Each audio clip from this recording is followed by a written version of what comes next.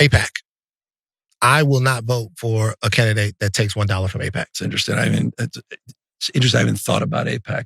And it's interesting. You're like the first to bring up AIPAC in years, which is interesting. Why did I say that? Not relevant to my day-to-day life. Okay.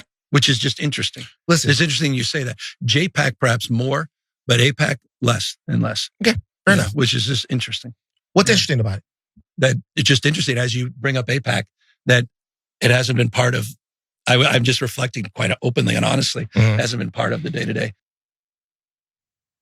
Okay, so he's given us some of his thoughts about that question, but do you think that it's interesting, perhaps? I want to tell him, stop talking about what you think is interesting, Gavin Newsom, because that was a strange moment for any politician being interviewed. But it's especially an interesting moment for Gavin Newsom, who's so good at like the media part of it. Like he's always so well composed, he's articulate. I disagree with him on the substance, but he's got all of those things. He had nothing prepared for that. He kind of glitched like in a Trumpian sort of way. And that was an interview on the podcast Higher Learning. Van Lathan's the host that was talking to him right there. And he was asked about the fact that he has taken a lot of money from AIPAC. And not only did he say that it's interesting over and over, he also said that I haven't thought about it, which does that remind anyone else of Donald Trump being asked about Ghislaine Maxwell and him saying ridiculously, I haven't heard that name in a long time? And I think that those are very similar claims to make. First of all, Donald Trump has definitely heard about Ghislaine Maxwell. You guys moved her to a nice resort prison, and Epstein's being talked about constantly. AIPAC is definitely being talked about a ton because of everything that's been going on in Gaza, and especially how the money that AIPAC has funneled to politicians on both sides of the aisle have seemingly made it so that politicians aren't willing to actually stand up for the people of Gaza who are being brutalized. That's totally relevant.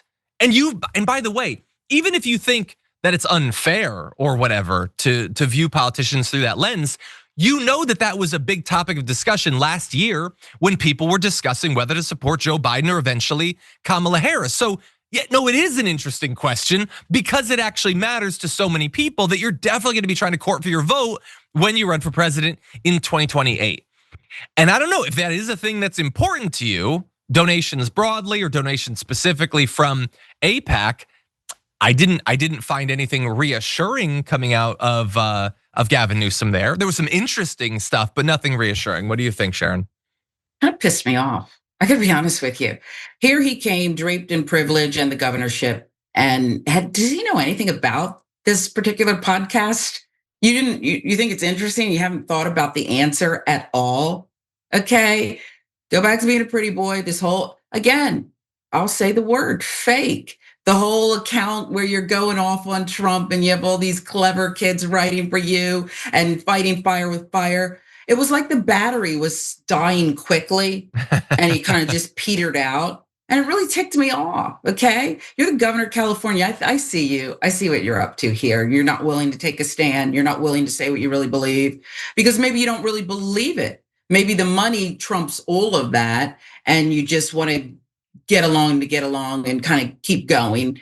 You aspire to be in the White House and so you weren't going to answer. Well, then don't go on the podcast. It really irked me. Yeah, I don't know.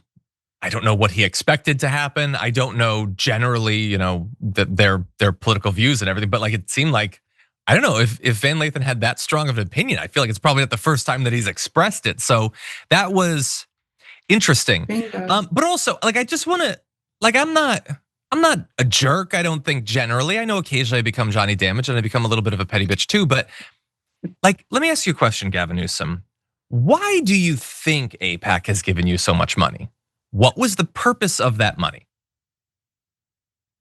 And by the way, like some people will be like, why are you focusing so much on AIPAC? Well, first of all, I think that considering everything that's going on around the world, it makes some sense too, but okay, let's not even talk about it. Any of these special interests, why are they giving someone who might run for president millions of dollars? And like they have to pretend that they don't think they're gonna get anything out of it, or they have to pretend to think that that organization doesn't think they're gonna get anything out of it. It's just legalized bribery, and we understand that. So then the follow-up question is, well, specific to their interests, What's the quid pro quo exactly? What do they expect to get? And what have you told them that makes them think they'll get that? If we care so much about what's happening in Gaza, and you know that so many of your voters do, why should they not have like a little bit of a pause when they see that AIPAC thinks, no, it would actually be kind of great if Gavin Newsom was president? Like, does it seem like you've told them that your first priority will be making sure that there aren't more murders of innocent Palestinians? Kind of doesn't seem like it. I don't think they'd be giving you that much money if they did. Like, have you told them, you know what, I'm not gonna make any promises. I'm just gonna evaluate every situation as it comes. I don't think they would have given you that much money. So I think by definition, the fact that they have tells me what you've communicated to them. All of these big donations do. And I think that people are becoming a lot savvier, especially younger voters, in vetting people based on the contributions they've received. Anyway, really fast, just because I appreciate the production here from Marissa. If we could go to graphic 5, they just highlighted all the times he said interesting. Dude, that's never say interesting again. It's just a trigger now. And I loved this AIPAC out of US politics tweet. It's interesting, the AIPAC. Anyway, if you haven't watched, I think you should leave. You should definitely check it out.